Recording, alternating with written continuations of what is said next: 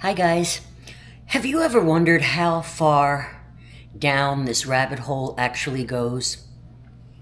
Well, I went down it a long time ago, decades ago, guys. And there are some topics that are more difficult than others. Like learning about the children was very difficult. Well, I don't want to insult anyone. It's not my goal to ever change your faith or cause you to lose your faith. Just the opposite. I want you always to have that faith. Those of you who know me realize that I don't just parrot things that I see. When I see something, I do extensive research and I have extensive history in numerous and training in numerous topics. So I don't want to offend anybody here, and I want you to know that everything here has been thoroughly researched. And I'll give you links, as I always do. Millions of dollars in untraceable donations. Secret underground vaults that are beneath the Vatican. And a global child adoption apparatus that ultimately triggered police raids and human trafficking charges against Mother Teresa's charity. So how did one of the most protected figures in the 20th century build a financial empire while operating outside the reach of international law? Today we're going to dismantle the official narrative surrounding Mother Teresa, tracing the deep state financial pipelines and uncovering the dark reality that's hiding behind this halo of a saint. Some of it's true and some of it's not, and that's what I want to, or at least I can't prove some of it. So I want you to be aware of that. So welcome back if you've been to the channel before. I am the ex-pharmacist. I have been awake for a very long time. I have had some really strange experiences in my life, awakening experiences throughout my life.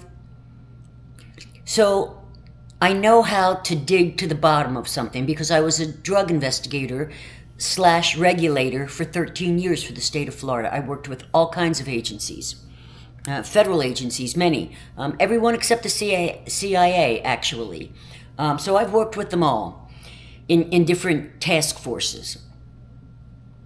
And I don't just fall for anything, guys. So this investigation today is going to open your eyes, hopefully. And I hope that you are sure to hit the subscribe button, hit the bell, select all, leave a thumbs up to help beat the algorithmic suppression, and drop a comment for me. This is how I get these topics. This particular topic that we're going to discuss today came up in last Friday's live stream. So you might want to check that out too, because lots of stuff is on there that I don't cover full videos on. And of all things, don't forget to share, guys. People are awakening. One of the things that I came up with on Tuesday's live, yesterday's live, was that I did a search of things that were trending. People are awakening. Demon is trending. Demonic is trending. And something else, we discussed it in the live stream.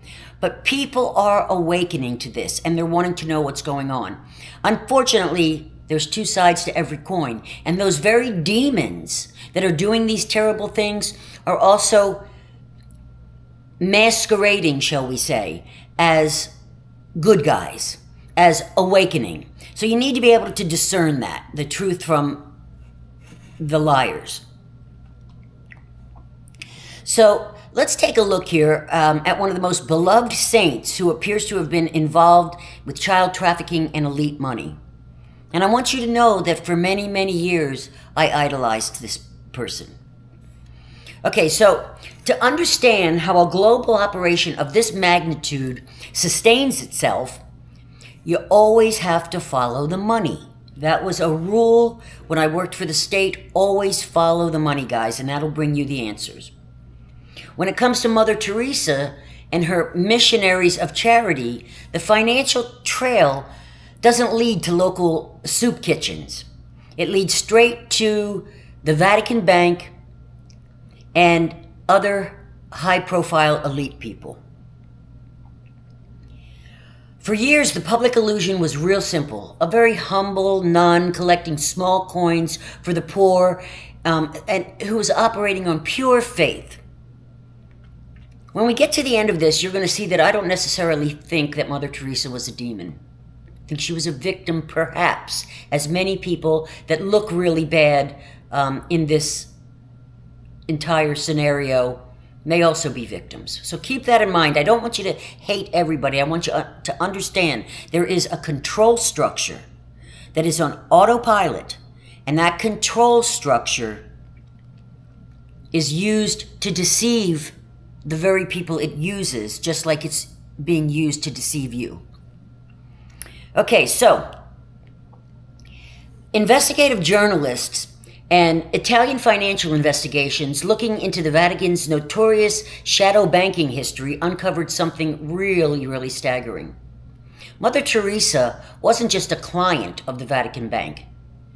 She was arguably the single largest private investor of the Vatican Bank. Now let that sink in, guys. I've been to the Vatican several times, into the Vatican City. I've actually had an audience with the Pope. So I'm not doing this out of some desire. I was raised Catholic. I'm not doing this out of some desire to destroy anyone's faith. Please understand that. We just need clarity. We need the truth, and we need to not fear this anymore. Because that's one thing I want you to know also, is that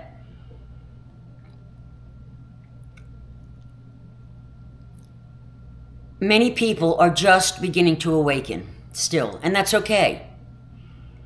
That's good. That's good. But unfortunately, sometimes along with awakening and going down that rabbit hole comes deep negative vibrations like despair, unconsoling sadness, and fear. Guys, here's what I want you to remember before anything. I want you to know that this is all over. It's stopping. Okay, you've been living it. All of this stuff that you're hearing about now has been going on for decades. Up to 70, 80 years this has been going on. So to now grieve over it is only contributing to them. And to desperately, constantly look and search and go down these rabbit holes that are often fraught with many distractions and misinformation. So I want you to know that this is almost over, guys. The children have been saved. These people are going down. Many have already been punished or neutralized, let's say, for their crimes. And we are 1,000 times better. And there's 1,000 times less suffering for these kind of things that you're seeing than there was 10 years ago. More than 1,000. There's just infinitely less pain than there was before. So try to switch your vibration to one of hope, one of gratitude, guys, that this is coming to an end. Gratitude that you're waking up, and gratitude that it's coming to an end. Now, according to financial reports that were published by an Italian investigative journalist named Gianluigi Nuzzi, sorry for my bad Italian, he was the author of something called Vatican SpA, SP capital A. And he said that the Missionaries of Charity, which is Mother Teresa's order of nuns, held accounts so massive that banking insiders openly admitted that if Mother Teresa had decided to withdraw her funds on any given Tuesday, the Vatican Bank itself faced immediate insolvency. Donated by grieving families, corporate elites, governments, and unsuspecting citizens who believed that every penny went to feed the starving, hundreds of millions of dollars were being funneled into secret accounts that were exempt from international tax laws, any independent audits, or any normal regulatory oversight. So where do those checks come from? We're going to look at a few of the donors in this video. We aren't just talking about churchgoers dropping a $5 bill in a basket here, guys. We're talking about donations from notorious political figures, offshore shell corporations, and corporate elites that are deeply tied to the same military, industrial, and intelligence state apparatus that we have examined many times on this channel. Why would the deep state and global financial titans funnel massive, untraceable fortunes into a religious order? So these people, these financial titans, Bill Gates and all of these people, they care about religion? They really do, and let me tell you why. Because tax-exempt, religiously protected humanitarian fronts offer the ultimate offshore laundering vehicle. It's a closed-loop system. Remember that. We've seen that before. A closed-loop system. Same with the drug system, where money moves in and out of places under the guise of absolute benevolence or value. It's completely insulated from subpoena power and the Freedom of Information Acts or any public accounting. This is the reason that so much theft and corruption has been identified in all of these charitable NGOs that have been shut down and that the liberals are screaming about. They prey on charity. That was always what they went by, guys. That's what they relied on. They relied on your compassion as an empathic person. And they're going to play on that. Every time they're going to ride that till the end. But when you control a multi-million-dollar empire that is wrapped in a sacred blanket of untouchability, no one's going to dare ask where that money goes. Especially when there's photographs all over and the media, the controlled media, is telling you how much good is being done with it.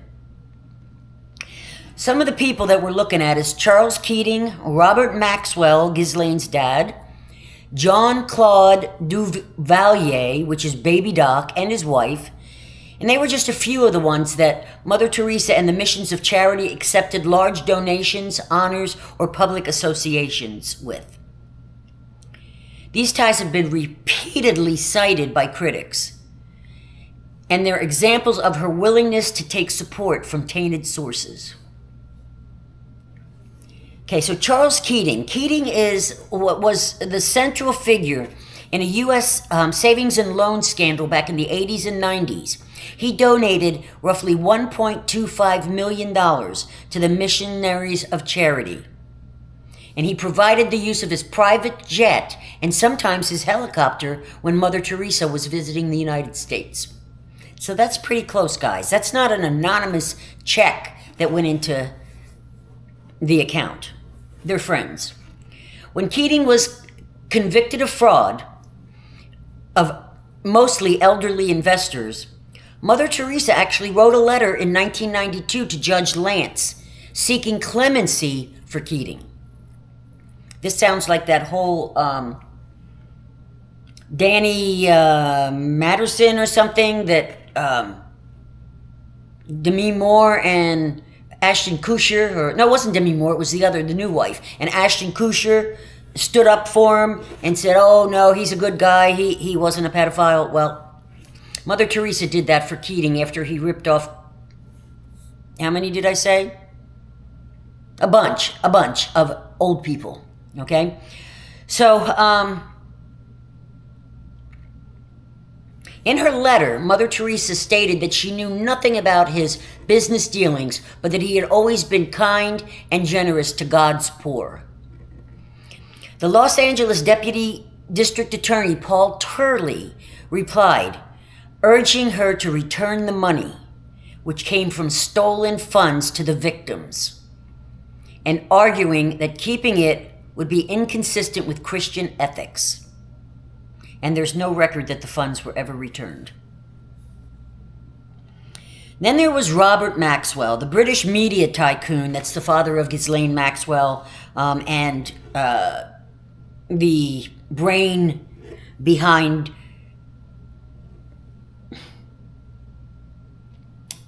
Victoria's Secret and the I forget what you call that, but the victimization of the sexualization of women. That's this Maxwell, okay, Robert Maxwell. Well, he met Mother Teresa in April 1988 at his London apartment. London apartment.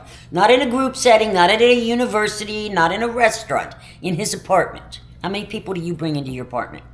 The meeting was arranged in connection with the Daily Mirror. Every name, guys. It's got to be crooked if it's in here. In connection with the Daily Mirror fundraising campaign, where he raised about $300,000 and then another $160,000 from a newspaper that he owned. Photographs exist of the two, and I'll be showing you some photographs throughout this to let this sink in about these relationships that Mother Teresa had. Now, critics noted that Maxwell later used associations with high-profile figures for publicity and prestige. A later stage play called The Bargain fictionalized their encounter as a negotiation over endorsement of a publishing project in exchange for his donation. Documented evidence of the relationship centers on the public meeting and the funding involvement rather than ongoing deep collaboration. Then there was Baby Doc, John Claude Duvalier and his wife. During his dictatorship in Haiti ringing a bell? Anybody? With Mother Teresa visited the country, she received the Haitian Legion of Honor and accepted financial support from the Haitian regime to help fund her activities in Haiti. She publicly praised the First Lady, Michelle Bennett Duvalier, remarking that she had never seen the poor so close to their leaders. An observation which was widely criticized given the dictator's regime and the well-documented repression, corruption, and human rights abuses. So the Missionaries of Charity established their presence in Haiti under Baby Doc. Remember that. Okay, so let me look at the timeline a little bit here. I always like to look at timelines. Mother Teresa established the Mission of Charities in 1950. And she established a long-term presence, though, not until the 1980s in Washington, D.C. So she established a presence right there next in this viper's pit starting in the 80s. Bill and Hillary Clinton moved to Washington, D.C. together in January of 1993. So Mother Teresa actually was established in D.C. prior to Hillary Clinton and Bill Clinton. But in June of 1995, 2 years after Hillary arrived in D.C., Mother Teresa opened a D.C.-based home for infant children with none other than Hillary Clinton. And this is well documented, guys. This isn't something that... This is well documented, this part is. The Mother Teresa Home for Children, infant children, sometimes referred to as a home for pregnant girls and adoptive infants, or a center for babies.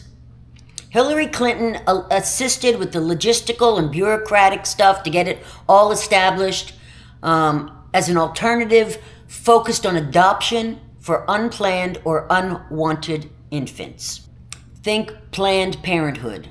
So Hillary Clinton assisted with the logistical and bureaucratic support to establish Mother Teresa's Home for Infant Children as an alternative focused on adoption for unplanned or unwanted infants.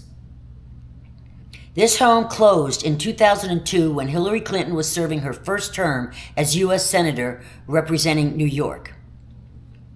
Now, let me share with you also that Hillary took up official residence, but didn't officially move there in January 2000. So she was going to have to be spending a lot more time in New York during her tenure as New York State Senator. Okay? So the home closed shortly after she left town. Then there was the Haitian earthquake. that was in January 12th, 2010. In late January, about 3 weeks after the earthquake, a group of 10 American Baptist missionaries from Idaho, led by a woman named Laura Silsby, attempted to cross the border from Haiti into the Dominican Republic with 33 Haitian children. However, the group claimed that they were rescuing orphans to place them in a new orphanage. However, investigators revealed that most of those children weren't orphans at all, but they had living parents who had handed them over voluntarily in hopes of getting them food and education following this disaster. The missionaries were arrested and charged with child kidnapping and unauthorized transport. Now, the homes of the Missionaries of Charities were small. Sometimes they only had as few as 8 pregnant women and infants that were living there. Public information on the number of adoptions or placements that occurred is pretty limited because they kept it close to the chest, with some reporting challenges to regulatory requirements, such as on-site medical staffing. They didn't have any. And the location in a relatively affluent area that didn't align well with the order's usual focus on the poorest communities. But that insulated them, especially in DC if you're in one of those elite communities. So Mother Teresa then and her order then established and supported other facilities in the DC area over the years, including a mission and convent presence in Southeast Washington that started around 1981, which is a home for single homeless mothers. She always wanted the homeless pregnant mothers that couldn't take the kids. And the Gift of Peace facility also was in DC, and that initially was an AIDS hospice that was opened in 1986 in Northeast Washington and later adapted for other types of care. These were all part of the broader Missionaries of Charity work rather than large traditional orphanages. So now defenders of the legacy will immediately jump in and say, well, even if the bank accounts were massive, it all went to the world-class medical care and state-of-the-art facilities, right? They'd be wrong, and there's well-documented evidence to prove that.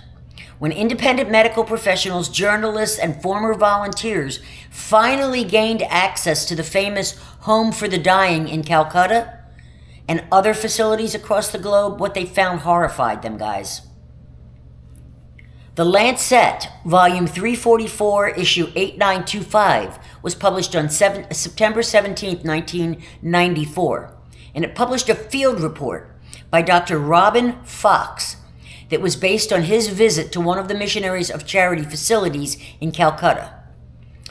This report detailed primitive, unsanitary, and shocking dangerous conditions.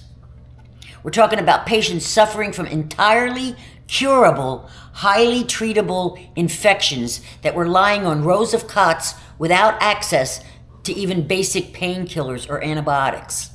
The needles were routinely rinsed in cold water and reused on multiple patients.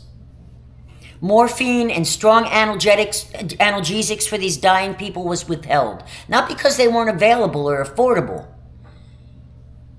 considering those bank accounts in the Vatican. And by the way, it's believed or it's estimated that she had 50 to 100 million in the Vatican bank accounts. But they were denied because of a rigid ideological obsession with the spiritual purity of suffering. Think about the psychological inversion here, guys. The public was told that watching people die in agony without any medical intervention was an act of grace. Is this how these people lived with themselves? And I'm not talking about Mother Teresa or these nuns. I'm talking about all of these people that commit these crimes against children. If they do, we know it.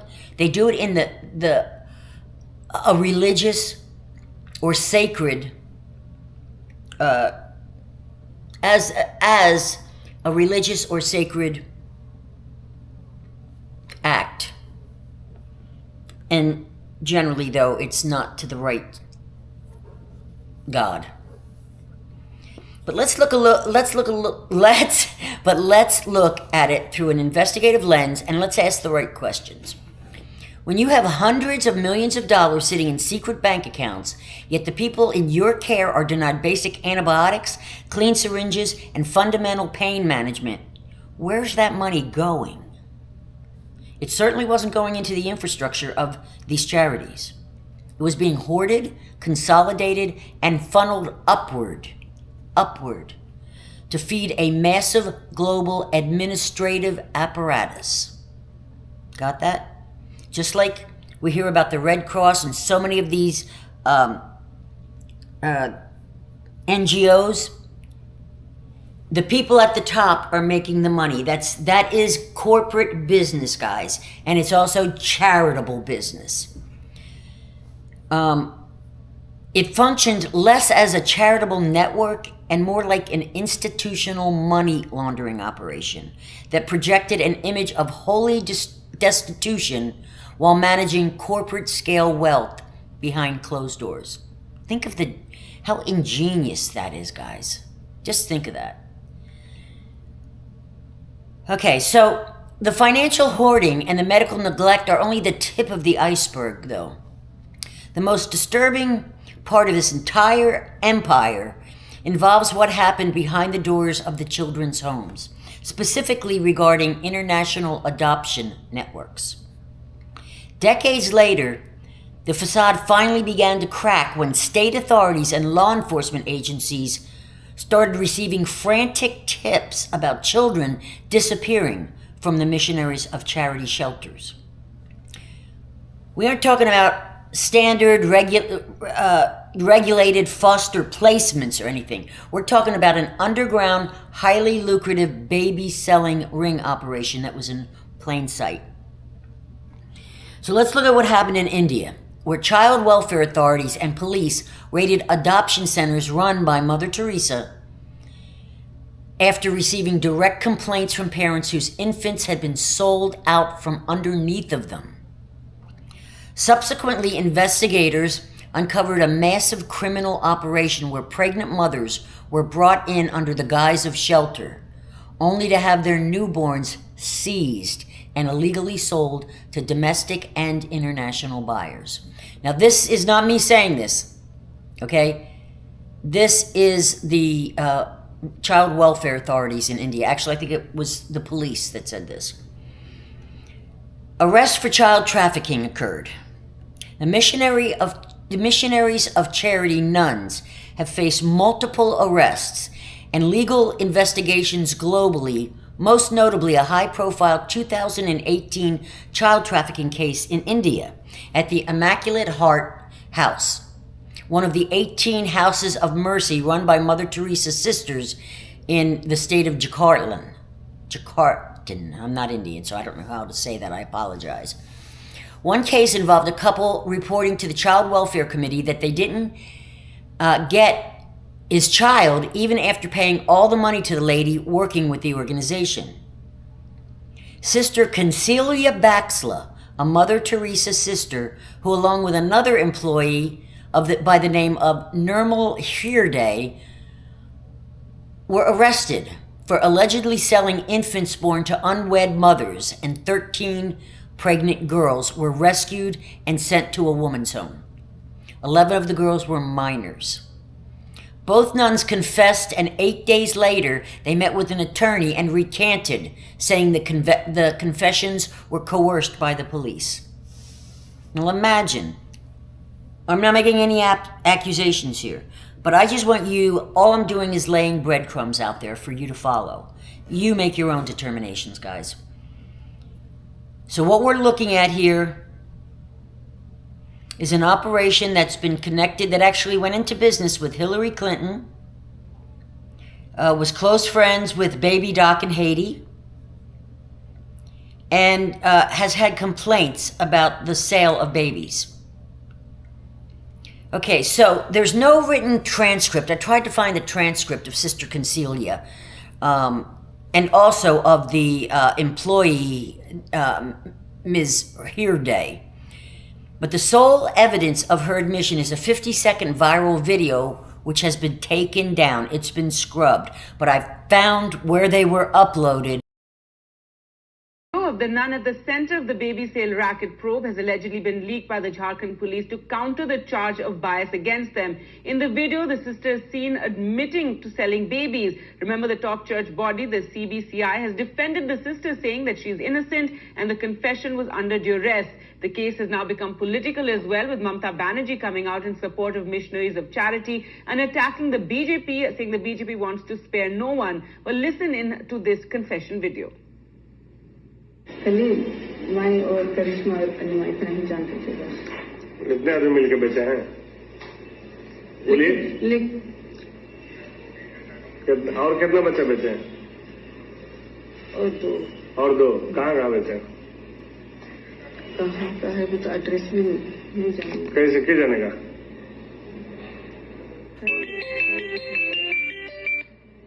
File देखना पड़ेगा। उसमें sister का knowledge में, इनका knowledge में अभी मैं बता दें, लेकिन पहले बताए थे? नहीं बताई थी। 3 बच्चा भी बेचे आप कि 4? एक तो बिना पैसा दे दिया है। और उतना ही। 4 लड़कियों के द्वारा जो जन्म दिया गया था बच्चों को, इनके एमओसी के माध्यम से विभिन्न कपल्स को बेचे जाने की बात आई थी, जिसमें 3 बच्चों को रिकवर कर लिया गया है और चौथे की रिकवरी का प्रयास चल रहा है। वहां पे जो इनका वार्ड है, जिनका संचालन सिस्टर कॉन्सिलिया कर रही थी, उसके भी रिकॉर्ड्स का, रजिस्टर्स का अवलोकन किया गया है। उसमें जांच प्रक्रियाधीन है और भविष्य में जैसे उसमें डेवलपमेंट होगी, जिस तरह की आगे की कार्रवाई की जाएगी। जो वो वार्ड का संचालन कर रही थी सिस्टर कंसिलिया, उनको मिला है, उनके द्वारा स्वीकारा गया है और उसी के आधार पर ये रिकवरीज भी हुई है। तो उनकी भूमिका और उनकी संलिप्तता बिल्कुल प्रत्यक्ष रूप से सामने आई है।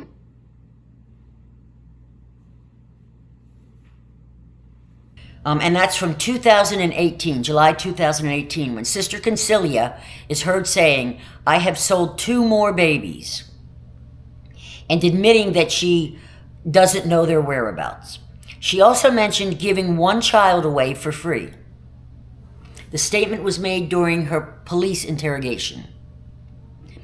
So police sources stated to outlets like the Catholic News Agency and Matters India that Indwar was the other one, and she was an employee, she wasn't a nun. She provided a handwritten note and oral statements admitting to selling the infant for $120,000, which is whatever their thing is, which I think was like, yes, okay, so those written statements on the charge sheet weren't made public, but officials said that at least 6 children were trafficked and that the home was charging between $600 to $1,500 for each baby, depending on what the couple that was buying it could afford. And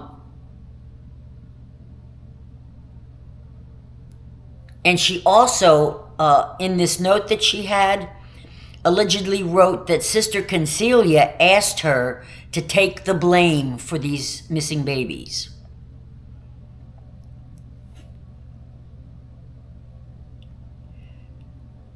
The police themselves reported that the nuns had been selling out children of unwed mothers.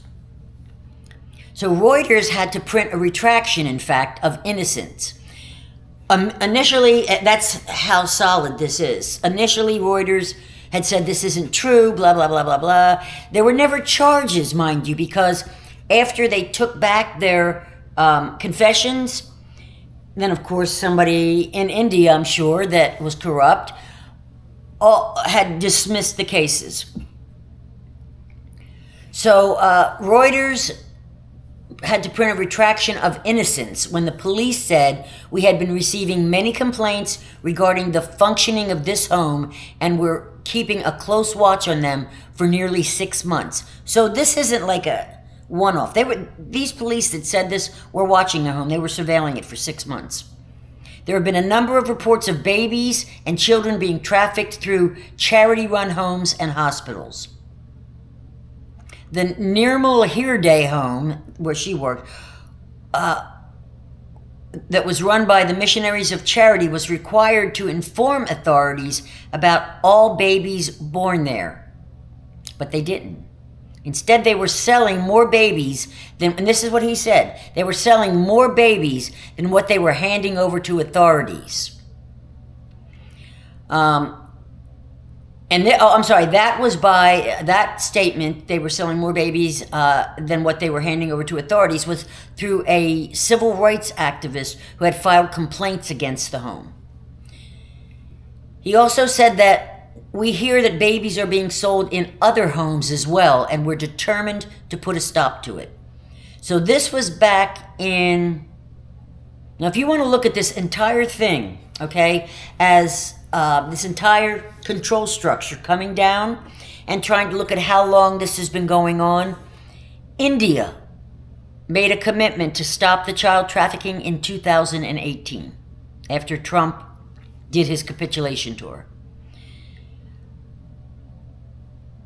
The court's final judgment didn't come until 2026 when they dismissed Sister Concilia's case due to lack of evidence, implying that the employees' alleged admissions were either retracted, deemed unreliable, or insufficient to prove a conspiracy involving the nun. The defense maintained that her statements were done under duress also. Okay, so this was the only criminal charge in India that I could find. But the Order of Nuns faced broader scrutiny for systemic illegal adoptions before 2015. The Missionaries of Charity voluntarily stopped all adoption services in India in 2015 because they refused to comply with government regulations that have allowed single, divorced, and separated individuals to adopt. So they didn't want single or divorced people adopting. And of course, that went with their Catholic beliefs. You can't go against all the things you've been pushing on people for a long time. The order viewed this as contrary to their religious beliefs because they withdrew from the legal adoption framework any placement of children by the order after 2015 and potentially unregistered placements before was technically illegal under Indian law. This regulatory standoff led to the 2018 government mandate that required all their homes to register with the government or face closure. It gets worse, guys. In 2000, there was a case involving a Sister Francesco, also called Francesca, at the Missionaries of Charity home in Calcutta. And this case involved severe abuse allegations that ended with the nun disappearing before facing trial. Just disappearing. In September of 2000, Kaviran Mondale, who was a father of a 7-year-old resident named Karabi Mondale, filed a criminal case against the order and Sister Francesco, who was in charge of the Mahatma Gandhi Welfare Center for Street Children, which was a facility run by the Missionaries of Charity in Calcutta. So you have to wonder about this, guys, if Gandhi allowed his name to be put to this also. I didn't go into that. I've heard rumors about him before too, but I was specifically asked about this during our live stream last week, and that's why I'm doing this one. The allegations were that Sister Francesco punished Karabi and 3 other children, so punished his son and 3 other children, for suspected theft by pressing a heated knife and a hot plate onto their hands, burning the children's hands. His son suffered severe burns that required skin grafts. He said, the dad said, it was a little girl. It was a little girl. Her father told media that we looked upon Mother Teresa as a god. We never imagined this could happen here. According to reports from the same time, Sister Francesco also initially acknowledged the act and expressing regret and stating that the children should be loved and not punished. So these can't be isolated people that are then regretting. They're blabbing right up front, and then somebody steps in, gets them a lawyer, and they all recant. This is not single cases, guys. It doesn't look like it from my standpoint anyway, from the things that I know about how these enterprises work, how criminal enterprises work. Because I was never in child trafficking or anything like that. Mine was drug diversion. So the Indian police in December 2021 filed a report against the Missionaries of Charity in Vadodara for forced conversion. The complaint was filed by the District Social Defense Officer, Mayank Trivedi. I apologize for my pronunciations, guys. Following a visit on December 9th to the home. And this defense officer alleged that girls in the shelter were being forced to wear crosses and read the Bible to lure them into Christianity. A Hindu girl was forced to marry a Christian man. Hindu girls were served non-vegetarian foods against their religious customs. These particular nuns denied all charges, stating that the 24 girls in the shelter voluntarily participated in the prayers because they lived with the sisters. One alleged victim later filed an affidavit in court stating that she was not forcefully converted and had married of her own free will. But we have to understand how brainwashing works. If you watch my channel, then you understand we've covered brainwashing many, many times, guys. And that's why we can't just dismiss these things. We have to begin to now wake up and understand that some really bad stuff has been going on, guys. And it's time to end it. We have help. For the first time in a very long time, we're having help to stop all this stuff. So at least be open to the possibility of what we're seeing out there.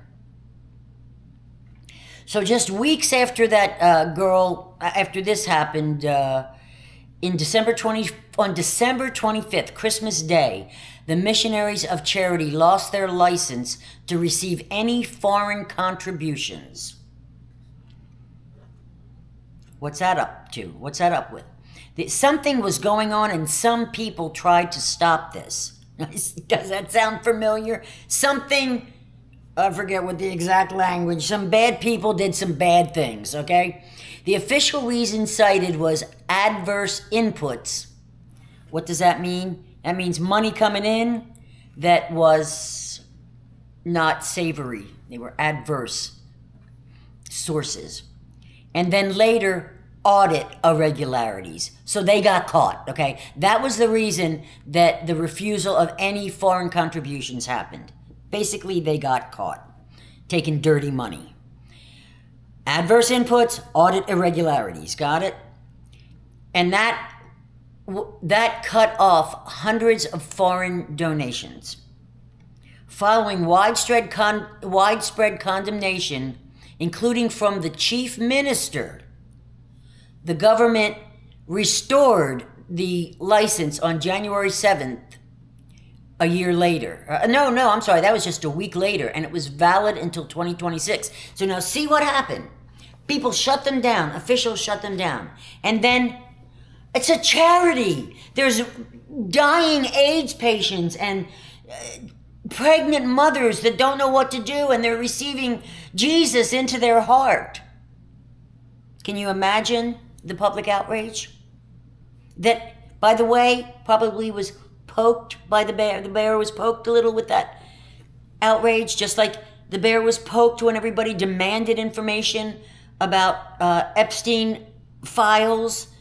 The bear's always poked, guys. You got to look for those seeds that are planted, and then the echo chamber repeats it over and over again. And for those of you that know this already, guys, I want you to understand that I don't mean to be repetitive, but we have to understand this. It has to sink into our heads to where we truly understand what's going on. But there's new people that need to wake up, and that's why I want you to share this for them. Not just to share Mother Teresa, but to help them wake up, guys. Let's move on. Let's take this into our hands and move this awakening on so that when the alliance is ready to come down and things are safe, and remember, it's all propelled by us. When these criminals can no longer walk down the street, is what Q said, that's when we're going to find freedom. That's when the arrests are going to occur. That's when the mass exposure is going to occur. First, we've got to wake up. All right, now, there were other allegations. In July 2024, there was a significant investigation by Type Investigations. And there were reports in Crux also, I guess it was a magazine, which featured testimonies from former nuns that alleged a systemic culture of abuse within the order. Physical and emotional abuse. Former members described routine verbal belittling, emotional bullying, and physical mistreatment by their superiors. This is by the people of love. One former sister, Adam Sikova. Oh, I did good on that. She served in the convent for 27 years. And she alleged that she was forced to consume expired food and was denied medical treatment for tuberculosis. Now, mind you, these people are going to high-risk places and they can't get treatment when they contract a disease. There were also allegations, her allegations included sexual abuse by superiors or associated clergy. Eli Anastasia Demidova reported months of abuse by female superior in India. And in 2014, while another former member, Bathilda, recounted sexual mistreatment by a mistress in Rome in 1987. It's been going on a while. Critics claimed that the order exploited its members, offering minimal support, less than $500, for those who left after decades of service. So no retirement plan there with the nuns, okay? Then there were expulsions and there were closures. Nicaragua, in June 2022, the Nicaraguan government revoked the legal status of the Missionaries of Charity, forcing the closure of all the facilities and the expulsion of 18 nuns. While officially linked to regulatory issues, the move was widely seen as political retaliation against the Catholic Church's criticism of the regime. Now, the Catholic Church is friends with Baby Doc, but they criticized the regime in 2022. That's pretty recent. That's after many changes had already been made. And so their legal status was revoked, it says, because of regulatory issues. Regulatory issues could be not having records, not keeping records of the people. It could be people disappearing without records. So, but of course, because it's a charity, the people or the machine painted it as retaliation because she said something about the Nicaraguan government. Now, I don't see where she ever said anything about any of these governments, actually. Then there were letters, okay? And I'm going to put a link to as many of these letters that I can find. Basically, they're kind of like a diary of Mother Teresa. And you can read them. I'm going to go over some of the things that were said in it. And this is some of the most telling evidence that I could find was Mother Teresa's own words. And they were published in a book in 2007. The book is called Come Be My Light. Come Be My Light. And you can buy it on Amazon. I'll put a link to it in the description because you're only going to hear excerpts and that's all that's available in the preview. So if you want to really, if you're not sure, you don't believe me, whatever, you want to do your own research, you just want to read it. You're wakening other people up with webcams. I don't know, but if you want it, Come Be My Light is the name of the book. And Mother Teresa revealed a profound and decade-long experience of spiritual darkness, often described as the dark night of the soul. Now, the machine, okay, the control machine will make you think that the dark night of the soul has been experienced by many, many nuns and people that have given themselves up to religion. And I looked into it a bit, and some say it's when Satan is fighting for your soul, but that it's nothing to worry about. It's very common, and their faith will get them through. So, but let's listen to what she says. For about 50 years of her life, Mother Teresa, from about 1948 to her death in 1997, Mother Teresa described feeling completely abandoned by God. She wrote of a terrible darkness within her and referred to Jesus as the absent one. She frequently expressed a lack of consolation or faith, stating, "I have no faith," literally, and describing her prayers as meeting only emptiness. So her prayers are returning just an emptiness in her. She noted that trying to raise her thoughts to heaven felt like sharp knives hurting her soul. The letters disclosed that her famous public smile was a mask or a cloak used to hide her internal misery and desolation from the world, and even from her fellow sisters. So that's a detachment. That wasn't a connection. That was a detachment, okay, from her sisters and her ministry, because hers was really a ministry, kind of. She viewed her suffering as a way to share in Christ's passion on the cross. And she famously wrote, "If I ever become a saint, I will surely be one of darkness."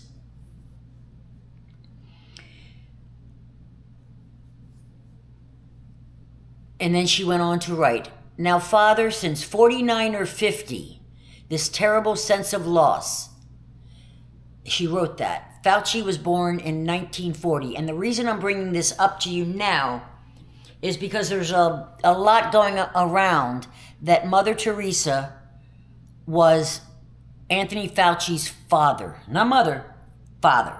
And I'm going to address that in here as well. But I'm trying to give you what I have evidence about that you can go to, you can look at, you can learn about. And there's a lot more on the whole child baby selling thing than there is on the Fauci connection. All right, so that's why this one's going first. But she continues, this untold darkness, this loneliness, this continuing longing for God, which gives me that pain down in my heart. Darkness is such that I really do not see, neither with my mind or my reason. What does that sound like to you guys? What does that sound like to you? Just think about that, because I'm going to tell you what it sounds like to me and define what this thing I think it is. The place of God is in my soul is blank. There is no God in me. When the pain of longing is so great, I just long and long for God, and then it is that I feel that He does not want me. He's not there. God does not want me. Her discussion that signals this emptiness. At one time, she felt a strong union with God, but she was afraid and agonizing about the loss of His presence later in her life. She asked, "Am I going the wrong way?" When she questioned if God's absence was due to her sinfulness and weakness, one of her spiritual advisors, Joseph Neuner, an Austrian Jesuit theologian, told her that it was an essential part of living out her mission and that it was the passion of Jesus on the cross. Now, I want you to notice that what we call handlers appears to have been in her life. To me, she was struggling. She had left and she felt a lot of guilt and emptiness, flattened emotions. And there were people in her life that convinced her that no, that's okay, that's normal. And they turned that into something that was her path as a child of Christ. Basically, they kept connecting her mind and programming her that she was the same as Jesus on the cross. And that was her passion, to feel this pain. So at this point, I had to learn who her spiritual advisors were, obviously. In addition to this Nooner guy, who was a Vatican expert. The connections are all over, guys. He was in addition to Nooner, who was the Vatican expert, the most influential was a Jesuit priest named Celeste Van Exum, who helped her set up the Missionaries of Charity order. Then there was Michael Vanderpeet, a Dutch-American priest, whose ministry focused on seminary formation and care for the AIDS patients in Houston. Now the plot thickens even more. Lastly was Ferdinand Perrier, a Belgian Jesuit who was Archbishop of Calcutta. He granted Mother Teresa permission to leave her original order, the Laredo Order, and officially establish the Missionaries of Charity in 1950. Perrier was also connected to the Vatican. In a letter to Father Van Exum, so now this girl, this woman, is reaching out to these mentors of hers. So in a letter to Father Van Exum, Teresa referred to the Missionaries of Charity as the Society, and that she wanted God to be pleased with the society, and asked that the origins of the society remain a secret known only to them and God. Why? Why? Now, of course, there were reasons that were opined, but it just doesn't make sense, guys. She wrote, I want God's secret to me to remain ours. So God had some secret that came down to her, and she wanted it to remain between them. The world does not know it, and I want it to remain so. Anything regarding the society. You have plenty that I've never told you, not even in confession, about how the society started. She said only Father Van Exum and Archbishop Perrier knew how it started. Why? Why the secrecy over how it was started? In fact, Mother Teresa aggressively begged for her writings to be destroyed. These writings that you can buy a book of, she begged for them to be destroyed. But her spiritual advisors decided that they needed to preserve them for her canonization. Whatever these communications from God about the society were, Mother Teresa herself feared deception by Satan for some reason.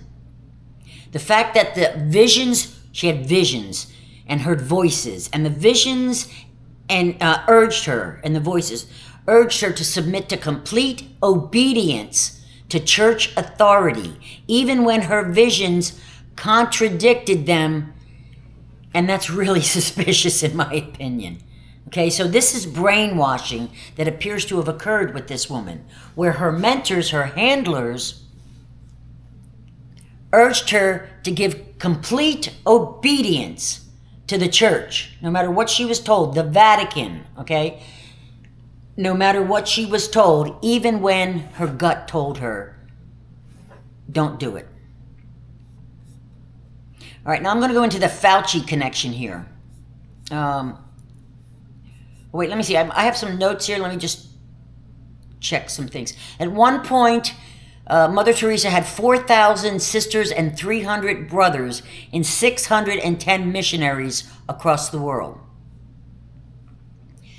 There are reports that only 7% of the money taken in went towards the facilities themselves that they were donated to. 7%. That's worse than some of the worst NGOs I've seen. Nobody knows it, but it went to the Vatican when she died. All the money was turned over to the Vatican. Remember the cars going through Vatican City with the red lights on? And remember hearing about the planes? Multiple, I forget, hundreds of planes, I think hundreds or thousands of planes that were taken full of gold out of the Vatican. These are all rumors, guys. And I'm not saying any of them are necessarily true. What I'm saying to you is they're breadcrumbs to put this together. They're all pieces to this puzzle. Just keep them in the back of your mind. Don't discard things immediately. So she turned all that money over to the Vatican. For years before she died, she was warned. Oh, no, I'm sorry. Years before she died, she warned her sisters that the devil is continuously on the prowl in order to make you feel it is impossible that Jesus loves you. It's really cleaving to you. This is a danger for all of us. So not only did she write these things down, did she express them to her handlers, but she also told it to her sisters. To protect yourself, because the devil is always there. Okay, so I'm going to have, like I said, I'm going to have some links for you, some excerpts from her writings and some of the arrests and so forth. Now, as I said before, there's so what I have to say is you guys have to put that puzzle together, okay? Now let's look at the Fauci connection. There's memes all over the place, and about Dr. Fauci being the son and Mother Teresa being the father, being his father. And it seems to be based solely on an echo chamber of people passing this on and passing it on, and two photographs. A photograph of Mother Teresa next to Anthony Fauci saying how they look alike. They both have big noses, okay? But, and I'll go over that photo in just a second. But this is all over social media, guys, and so I had to check to see that this allegation of her being Fauci's father was true. So there is a resemblance if you look at these two photographs. There's a resemblance, but you know, that doesn't mean anything. When my hair was dark and I was in my 20s, I can't tell you, and I should have pulled a photograph, but I don't have a lot of them. They were lost after my mom's death. But I have a lot of photographs, and when I was young, everybody would tell me I looked like Linda Ronstadt. I wasn't related to her. I don't look like her now. But, you know, at times, this happens. There's doppelgangers, and that is not enough proof for me to ever say or accuse somebody of such a thing.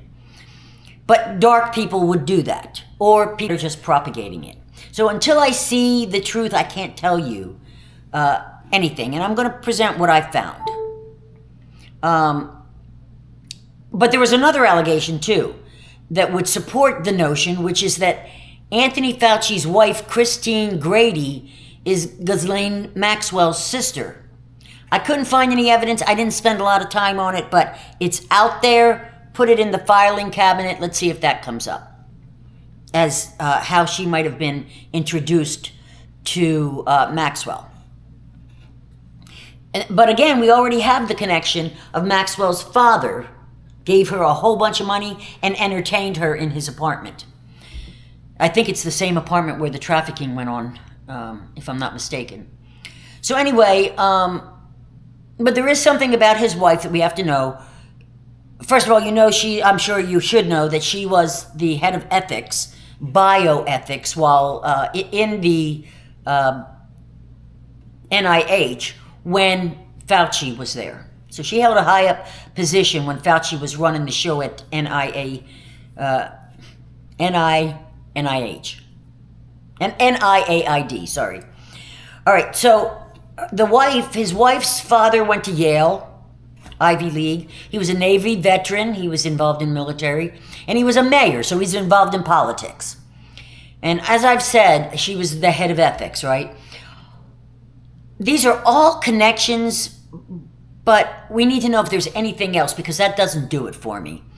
Another thing is that there are apparently disputes as to whether her birthday was 1951 or 1952. This seems odd since she was a government official and there has to be records to clarify her date. There just has to be, but they're not. They're coming up as conflicting between 51 and 52.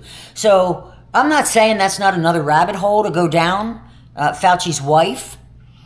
But suffice to say, you guys have to decide in your own minds when enough is enough to convince you of what's going on. That's not for me to tell you. Okay, so there was that picture, because this is all we have, guys. There's that picture of Fauci standing next to Mother Teresa and 2 other nuns. And I tried to run that down. So you got the face looks alike. And the only other piece of evidence that I can find, and I'm happy to do an addendum, to do a second one, a follow-up to this, if anybody has any solid evidence. I challenge you to put solid evidence down besides the picture of him with Mother Teresa and the side-by-side face comparisons. On the face comparisons, realize she's got big brown almond eyes, or did, and he's got these beady steel blue eyes. So their eye color is way off, okay? And the father is dominant, brown, dark brown eyes. You would think a child of his, and I'm not a geneticist, but you would think a child of his would have brown eyes as well. It's the dominant color. So with the photo, the lookalikes, I don't buy it, okay? And if you look from his profile also, the noses aren't the same. His is much more ski-loped. Okay, so the picture standing with Fauci next to Mother Teresa and 2 other nuns, this is one of very few photos that was released by Fauci's family for some reason. Now, why did he release this, okay? I haven't been able to pin it down because there's so many different things, but it looks like some are saying that this was taken at Vanderbilt University in 1997 in Nashville, and that it was released by Fauci's family for some reason. And this was during a time when she received an award or was speaking or something. And people are saying, well, he was likely in attendance because she received an award for AIDS, and so he probably was there. Makes sense, doesn't it? But then other people are saying it is not, and all I could find was that it was published in a Vanderbilt University. The photo was published in a Vanderbilt publication of some sort, but it didn't say that it was during 1997 or any other time. But she likely met Fauci because she had an AIDS facility. Remember that? And I'm not ruling out the possibility that she wasn't in business with Fauci. And I'm going to tell you why in a little bit. Because of his involvement back in the HIV and AIDS thing. And I just did a video on that, guys. If you don't know, Fauci pulled a COVID-19, the same thing, back with the HIV. And I was a pharmacist back then, and I remember how heartbreaking it was. So it's very likely that at some point, because she was involved in AIDS, he was involved with AIDS, that they met and that picture was taken. It's also very possible that she was involved in some way with activities of his. But she had babies, but she also had the HIV AIDS patients, right? So she could easily have some patients that needed drugs and that would go to experiments. I don't know. That's all I can give you right now. I'm not even going to opine that. So the probability, anyway, of their paths crossing more than once, more than just that photo of them, is very possible. It's probable, probably. But that's the only traceable independent source of any real photo of the 2 of them together that I could find. There's another one, but I did some research on it, and it is definitely generated synthetically because I ran it through the AI for that. And also, I did some research to make sure before I ran it through the AI, because I believed it. I thought it looked pretty clear, and I believed it. And I didn't run it through the AI until I first found out that At the time that was taken, that was 2 different times. Fauci's hair was still dark back when that picture was taken of Mother Teresa and those nuns. So the gray hair, he might have had a little salt and pepper, but he didn't have the gray hair yet. So that one was a bogus, and this is the kind of stuff you have to worry about. But I want to tell you a little bit more about Fauci, what I found out. Mother Teresa had a lot of pictures during her childhood that came out. There were, throughout the years, there were pictures of her through childhood and so forth. So that's why I think this whole she was a male thing, I think she was a little girl, okay? And I think she still, when she died, she was a girl. But because there were documentation of this throughout that were genuine, they weren't bogus. And that was all throughout her entire life. Yeah, she looked manly as she got older, but she was a pretty young girl. Fauci, on the other hand, has almost no photographs or anything. There's a story about his background, but no documentation that we can validate about it. And that tells me that he could potentially have been bred for the position that he was in. Hear me out. We know about the eugenics. We know Barack Obama. There's a lot of evidence that Barack Obama was bred for the position that he took. You're talking about people that are making babies. Evidence of that is Epstein out in Nevada, or wherever that ranch of his was, okay, the Zorro Ranch. There's lots of testimonies about him harvesting eggs and practicing eugenics, and that he was trying to create living beings there, at least part human, okay? Fauci is the one that's doing the part human ones. I don't have that on Epstein yet. But anyway, so Fauci's background is really suspect to me. And Mother Teresa, however, she had a lot of pictures that documented where she was and when she was. All right, so I'm going to leave Fauci at that one. So now, to sum this up, this order of hers that consistently denied selling children, stating that any money received was a voluntary donation for the care of a mother and a child, and that it wasn't a purchase price. The nuns attributed the incidents to rogue, or actually the church, just like the priests, okay? Now mind you this, just like the priests, the Vatican attributed the incidents to rogue individuals that were acting without the order's knowledge of anything happening. But nuns and administrative staff were arrested, guys. Confessions were captured on record. The system was it wasn't a bureaucratic accident. It was a structured pipeline. Police identified unregistered adoptions, falsified birth documents, and cash-in-hand transactions which bypassed every legal safeguard designed to protect our babies. Why did it go unchecked for so many years? Because of institutional immunity.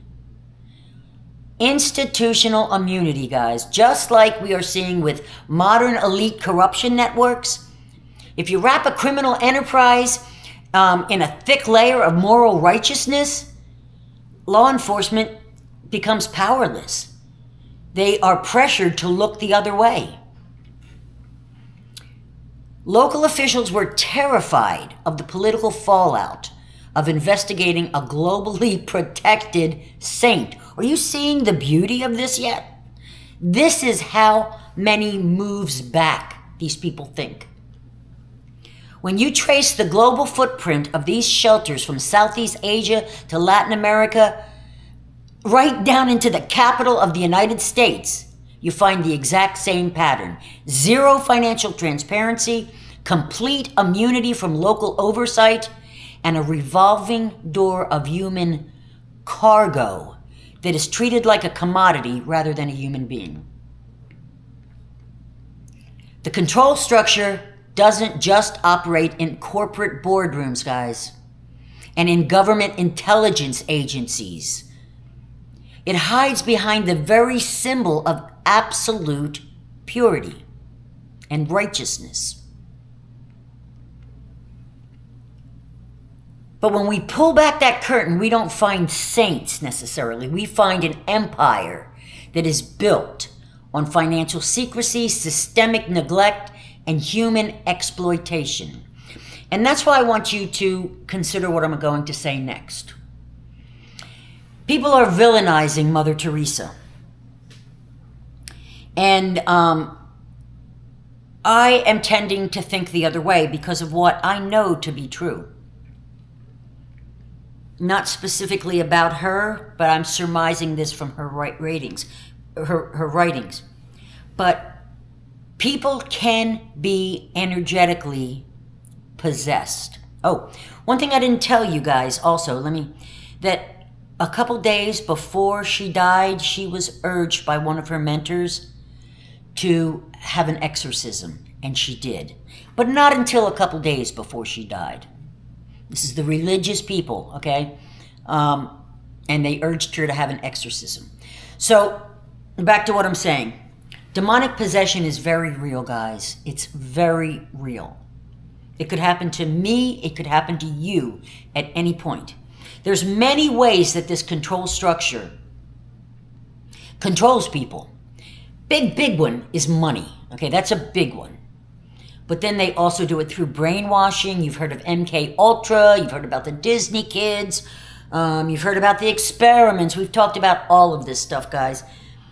And so, another thing that we haven't talked about a whole lot, but we're talking about now, and many of you, because you're a pretty enlightened community, many of you already realize this, but we're talking about energetic control as well. Frequency control. That's what feeds the dark, okay? That is the dark. So, they feed on our fear, our anger, and we can't let that happen, on our sadness, all of the low vibrations, okay? And when people get that way and give up, when they give up, when they're confused, that's when they, and there are people, and it appears to me that it's potentially with Mother Teresa, that she was targeted, that she was groomed to become possessed. I can't say, I have no evidence whether it was voluntary or not, but I'll tell you what, those writings sure made me think that it was not voluntary. That woman was begging to be released from Satan, to be released from what we call Satan, to be released from this demonic possession of dark entities that have controlled our world for a very long time by this type of possession, by money, by coercion, by blackmail, by brainwashing. This has all been going on for a real long time, guys. So I tell you that because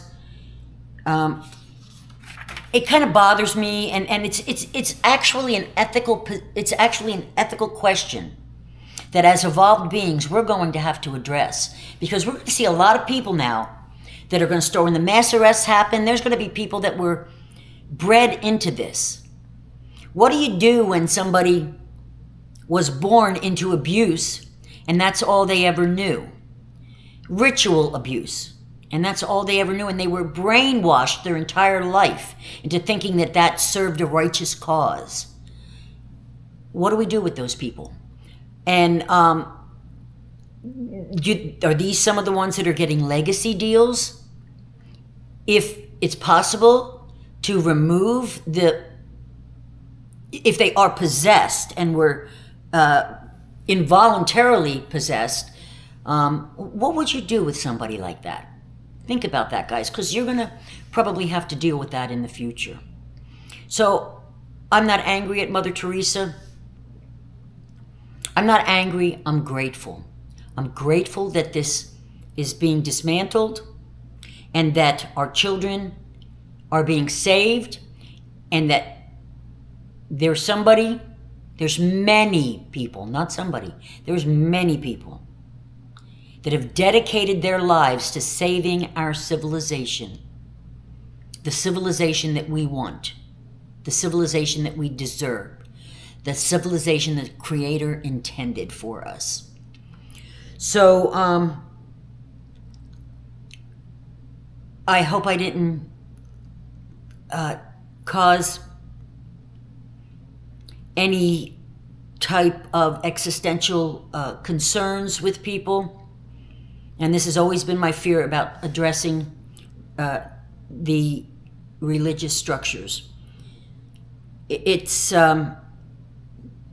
there's guidance, there's a place to go. The beauty is inside you. You don't need to look at anybody. You don't need to look towards anybody for guidance, guys. Close your eyes and just think love. And every bit of guidance that you ever need will come to you. I promise you. So until next time, do your research, guys. Stay vigilant. Don't be angry. Keep your vibes up. And I love all of you. And we're going to make it through this. And it's going to be amazing. Bye-bye, guys.